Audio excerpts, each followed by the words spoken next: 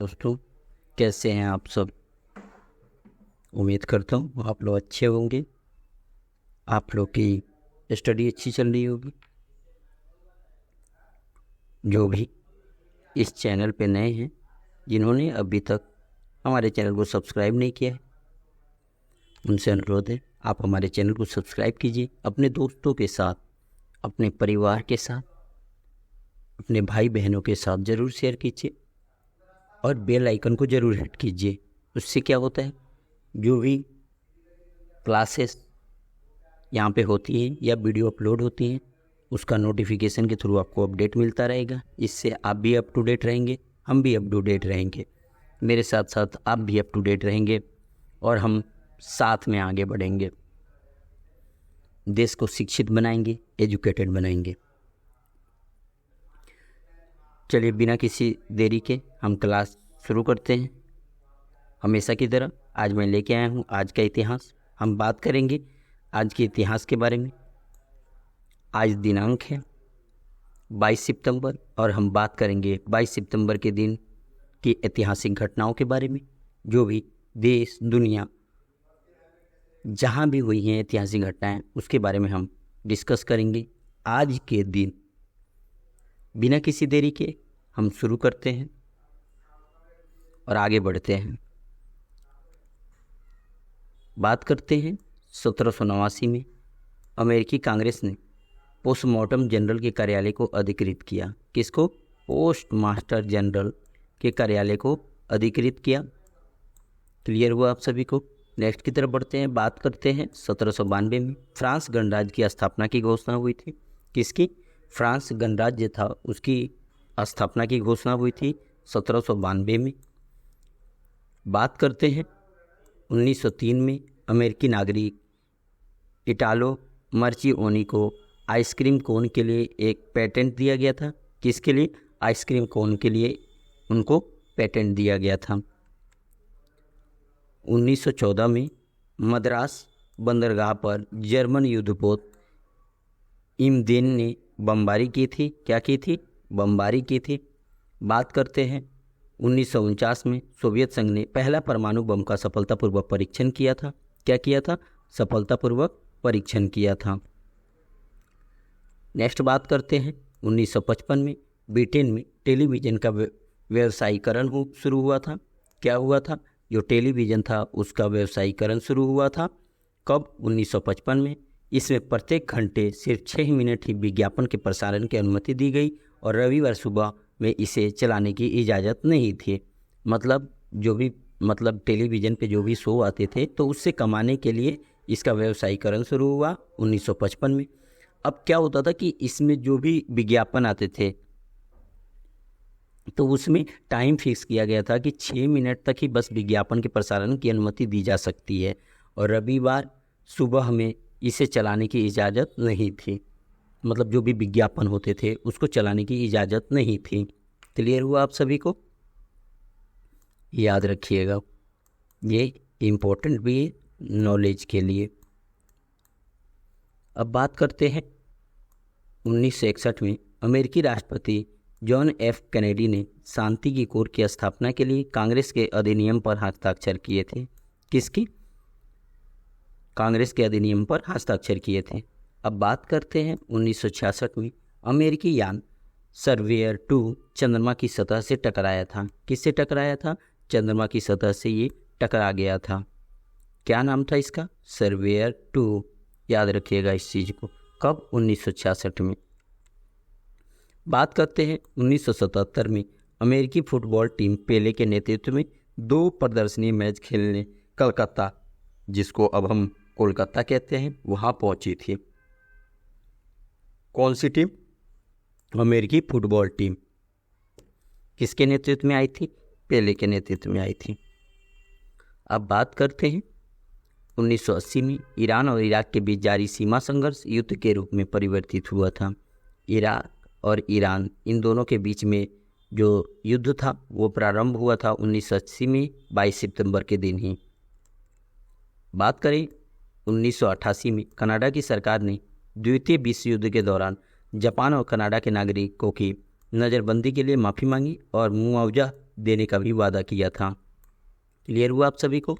Next बात करते हैं 1992 में संयुक्त राष्ट्र महासभा ने बोस्निया और हर्जेगोविना के बीच युद्ध में भूमिका के लिए युगोस्लाविया को निष्कासित किया था।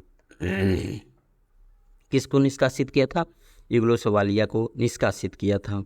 नेक्स्ट की तरफ बढ़ते हैं। अब बात करते हैं 2002 में फ्रांस ने आइवरी कोस्ट में अपनी सेना भेजी थी। कहाँ सेना भेजी थी? आइवरी कोस्ट में अपनी सेना भेजी थी। बात करते हैं नेक्स्ट 2006 में अंतर्राष्ट्रीय अंतरिक्ष स्टेशन के कंस्ट्रक्शन मिशन पर गए अटलांटिस स्पेस क्राफ्ट सकुशल अमेरिका के कैनेडी स्पेस सेंटर पर उतरा। नेशनल कैडेट कोर का 10वां सदस्यीय दल मॉस्को के लिए रवाना हुआ था। क्लियर हुआ आप सभी को। अब बात करते हैं 2007 में ईरान ने 1800 किलोमीटर की मारक क्षमता वाली मिसाइल धद्र का प्रदर्शन किया। नासा के एयरक्राफ्ट ने मंगल ग्रह पर गुफाओं जैसी 7 आकृतियों का पता लगाया था। किसने पता लगाया था? नासा के एयरक्राफ्ट ने। कहाँ पे? मंगल ग्रह पे गुफाओं जैसी 7 आकृतियों का पता लगाया था। और जो ईरान था वो 1800 किलोमीटर की मारक क्षमता वाली मिसाइल धद्र का प्रदर्शन किया था। वो 2007 में ही किया था। दोनों कामें 2007 में हुई थी, आज ही के दिन हुई थी। अब बात करते हैं 2008 में प्रधानमंत्री डॉक्टर मनमोहन सिंह अमेरिका और फ्रांस की 10 दिवसीय यात्रा पर रवाना हुए थे। किसके? अमेरिका और फ्रांस के 10 दिवसीय यात्रा थी ये 2008 में। उस टाइम प्रधानमंत्री थे डॉक्टर मनमोहन सिंह। अब बात करते हैं कि 22 सितंबर के दिन जन्मे प्रसिद्ध व्यक्तियों के बारे में कि आज के दिन किन किन व्यक्तियों का जन्म हुआ था, उसके बारे में हम डिस्कस करेंगे। अब बात करते हैं 1979 में रोहित सरदाना जो भारतीय समाचार के वक्ता थे उनका जन्म हुआ था। कब? 1979 में। अभी ये नहीं रहे, बताइएगा कमेंट सेक्शन में। ये कहाँ के, मूल रूप से कहाँ के रहने वाले थे और जब ये कार्यरत थे तो किस न्यूज़ चैनल के लिए ये काम कर रहे थे।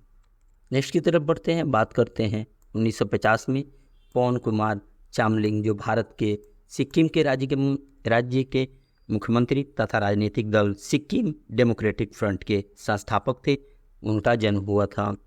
बात करते हैं वीएस श्रीनिवासन शास्त्री जी का जो भारत के समाज सुधारक थे, उनका भी जन्म 1869 में हुआ था। बात करें शारदा देवी जो रामकृष्ण परमहंस की जीवन संगिनी थी, उनका भी जन्म 1853 में आज ही के दिन हुआ था। अब बात करते हैं 22 सितंबर के दिन हुए प्रसिद्ध व्यक्तियों के निधन के बारे में। तो बात करें अगर तो 2020 में आशा लता बावगांवकर मराठी और हिंदी फिल्मों की मशहूर अभिनेत्री में से एक थी, उनका निधन आज ही के दिन 2020 में हुआ था। बात करें मशहूर अली खान पटौदी जो मशहूर भारतीय क्रिकेटर थे, उनका भी निधन 2011 में आज ही के दिन हुआ था। बात करें दुर्गा खोटे जो हिंदी मराठी फिल्मों की अभिनेत्री थी, उनका निधन 1991 में आज ही के दिन हुआ था। बात करें जमीयत इस्लाम के संस्थापक मौलाना अब्दुल अलीम मौदूदी का, उनका भी निधन आज ही के दिन 1979 में हुआ था। बात करें 1539 में नानक देव जो गुरु के सिखों के पहले गुरु थे, उनका भी निधन आज ही के दिन हुआ था 1539 ईस्वी में। अब बात करते हैं महत्वपूर्ण उत्सव और दिवस के बारे में। आप लोग बताइए कमेंट सेक्शन में कि आज कौन कौन सा उत्सव या महोत्सव हो सकता है, किस किस को थोड़ा भी नॉलेज है आप हिंट दे सकते हैं कमेंट सेक्शन में, बताइए फटाफट। चलिए मैं शुरू करता हूँ। बात करते हैं गुरु नानक देव पुण्य दिवस के बारे में। तो आपको पता होगा कि इनका डेथ एनिवर्सरी मनाया जाता है, जैसे अभी मैं बता रहा था। तो आपके बता दें गुरु नानक देव जी एक महान दार्शनिक थे जिन्होंने मनुष्य को सही मार्ग दिखाने का और समाज से कुरीतियों को मिटाने का कार्य किया था। 22 सितंबर 2022 को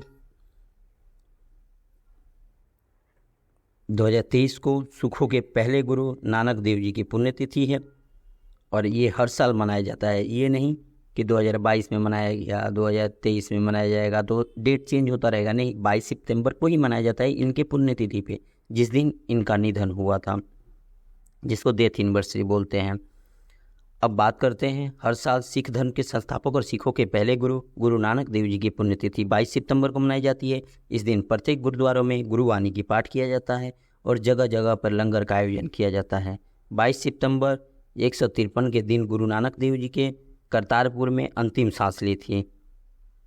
बता दें कि गुरु नानक देव समाज में बढ़ रही कुरीतियों को देखकर आहत थे, उनको बदलना चाहते थे। वह एक दार्शनिक थे, जिसके कारण उन्होंने भाप लिया कि ये कुरीतियाँ न केवल समाज को खोखला कर रही है, बल्कि इससे मनुष्य पतन की ओर जा रहा है। इसलिए बाबा नानक ने समाज को नई दिशा दिखाने का कार्य किया। आईना जानते हैं क्या किस धर्म के प्रमुख सिद्धांत हैं? सिख धर्म के ये प्रमुख सिद्धांत हैं। आपको हम बता दें थोड़ा सा कि गुरु नानक देव बताते हैं कि संसार में हर स्थान पर भगवान मौजूद है, वह हर जीवन के अंदर वास करता है। बाबा नानक के अनुसार जो भी व्यक्ति भगवान की भक्ति में लीन रहता है, उसे किसी प्रकार का भय नहीं सताता। जीवन में व्यक्ति को हमेशा ईमानदारी से और मेहनत करके अपना संपूर्ण जीवन बिताना चाहिए। ऐसा करने से वह किसी भी क्षेत्र में सफल बन सकता है। नानक साहब बताते हैं कि किसी भी व्यक्ति को बुरे कर्म करने के बारे में सोचना भी नहीं चाहिए और ना ही किसी असहाय को किसी भी कारण से सताना चाहिए। गुरु नानक आगे भी बताते हैं कि जीवन में मनुष्य को हमेशा खुश रहना चाहिए, इससे आसपास के लोगों पर भी सकारात्मक प्रभाव पड़ता है। गलती से या जानबूझकर की गई गलती के लिए हमेशा ईश्वर से क्षमा मांगनी चाहिए। ऐसा इसलिए क्योंकि अंत में उन्हीं के सामने सबने हाजिरी लगानी है। जो व्यक्ति मेहनत करता है और ईमानदारी से अपने सभी काम करता है, उसे अपने कमाई का कुछ अंश ज़रूरतमंद लोगों को देना चाहिए। ऐसा करने से आप पुण्य के भागीदार होते हैं। इसीलिए आप देखते हैं गुरुद्वारे में लंगर चखाया जाता है लोगों को, वो सब फ्री ऑफ कॉस्ट होता है। और ये नहीं कि कोई कुछ होता है, जो भी लोग जाते हैं दर्शन करने, मत्था टेकने, वो लोग वहाँ पे कुछ ना कुछ अपना दान देते हैं और उन्हीं दान से ये गुरुद्वारा में लंगर चलते हैं। अब बाबा नानक का जो जन्म था तलवंडी नामक स्थान पे हुआ था। यह जगह रावी नदी के किनारे बसा हुआ था। आज इस स्थान को नानकाना साहिब के नाम से भी जाना जाता है। इनका जन्म कार्तिक मास की पूर्णिमा तिथि को हुआ था। बचपन में नानक देव जी के साथ कई चमत्कारी घटनाएं घटी हुई थी, जिसने उनको अध्यात्म की ओर बढ़ने के लिए प्रेरित किया। बचपन से ही नानक देव जी भी धार्मिक प्रवृत्ति के बालक थे और आगे चलकर वे सिख समाज के पहले गुरु बने थे। क्लियर हो गया आप सभी को? किसी प्रकार का डाउट है आप हमसे पूछ सकते हैं। नहीं है ना किसी प्रकार का डाउट आपको?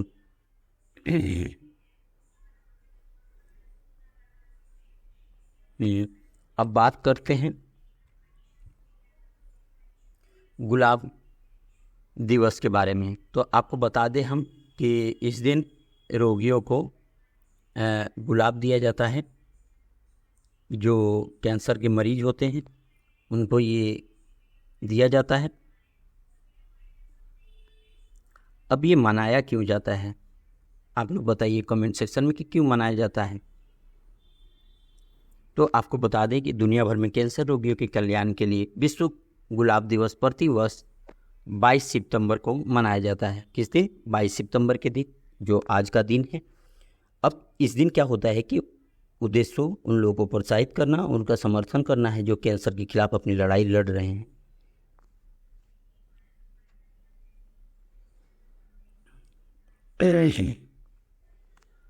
इस दिन का उद्देश्य ऐसे रोगियों के जीवन में खुशी और आशा लाना है। उन्हें याद दिलाना है कि वे दृढ़ संकल्प और सकारात्मक के माध्यम से कैंसर के खिलाफ अपनी लड़ाई में विजयी हो सकते हैं। अब महत्व की बात करें तो लोग कैंसर रोगियों और उनकी देखभाल करने वाले को गुलाब, कार्ड और उपहार देते हैं, जो इस कठिन यात्रा में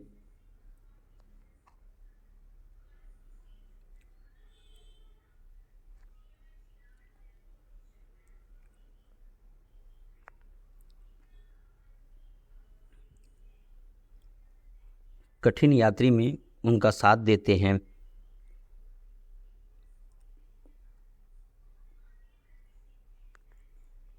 अब बात कर लेते हैं कि जो गुलाब दिवस है इसका इतिहास क्या है। तो यह मिलिंडा रोज की स्मृति को भी रोशन करता है। जो केवल 12 वर्ष की थी और 1966 में कैंसर के कारण उनका निधन हो गया था। किनको याद रखिएगा? मेलिंडा रोज की। यह दिन पूरी दुनिया का द्वारा मनाया जाता है। यहाँ लोग अपना प्रदर्शन करते हैं, कैंसर रोगियों उनके परिवार को शुभकामनाएं देते हैं। इस माध्यम से कैंसर रोगियों को अत्यधिक नैतिक समर्थन मिल सकता है, वे अपने जीवन को प्रति सकारात्मक बने रहेंगे। इसीलिए वर्ल्ड रोज डे 2023 एक महत्वपूर्ण अवसर है। अब बात करें इसके इतिहास के बारे में, तो 2023 का जो थीम है ये सब के बारे में हम डिस्कस करेंगे। तो हर साल 22 सितंबर को दुनिया भर में मनाया जाता है। यह एक वैश्विक दिन है जिसमें कैंसर रोगियों के बहादुर दिलों की सराहना की जाती है। देश भर के लोग रोगियों के प्रति अपनी शुभकामनाएं साझा करते हैं, आशा साहस सबको दर्शाते हैं, जागरूकता फैलाते हैं। अब इसके इतिहास की बात करें तो इसकी शुरुआत कनाडा के मेलिंडा रोज नामक 12 वर्षीय कैंसर रोगी को सम्मानित करने के लिए की गई थी। 1994 में मेलिंडा को आस्किन ट्यूमर से पीड़ित पाया गया, जो एक दुर्लभ प्रकार का रक्त कैंसर ट्यूमर है जो छाती की दीवार पर बढ़ता है। निदान के बाद डॉक्टर ने भविष्यवाणी की कि मेलिंडा के पास जीने के लिए केवल कुछ सप्ताह हैं, लेकिन मेलिंडा बेहद साहसी थी और अपनी इच्छा शक्ति के दम पर वह करीब 3 साल तक बीमारी से लड़ती रहीं। 3 वर्षों के बाद क्रूर बीमारी ने रोज के जीवन पर अपना प्रभुत्व प्रदर्शित कर दिया। कैंसर से अपनी लड़ाई के दौरान मेलिंडा ने अपना अधिकांश समय अन्य रोगियों को परामर्श देने और दूसरों में जीवन की आशा की अलग जगाने में बिताया। अपनी बातों को मुखर बनाने के लिए उन्होंने एक वेबसाइट भी शुरू की, जहां उनके प्रेरक शब्दों ने कैंसर से जूझ रहे लोगों की एक विस्तृत श्रृंखला को प्रोत्साहित किया। इससे मरीजों में काफ़ी उत्साह हुआ। क्लियर हो गया आप सभी को? अब आगे बढ़ते हैं। विश्व गैंडा दिवस, फटाफट बताइए। नाम से ही पता चल जा रहा है कि गैंडाओं के बारे में बात हो रहा है, तो क्यों ज़रूरी है? और ये ज़रूरी भी है, हमें इसके बारे में डिस्कस भी करना चाहिए, जिसको हम राइनो भी बोलते हैं, गैंडा भी बोलते हैं।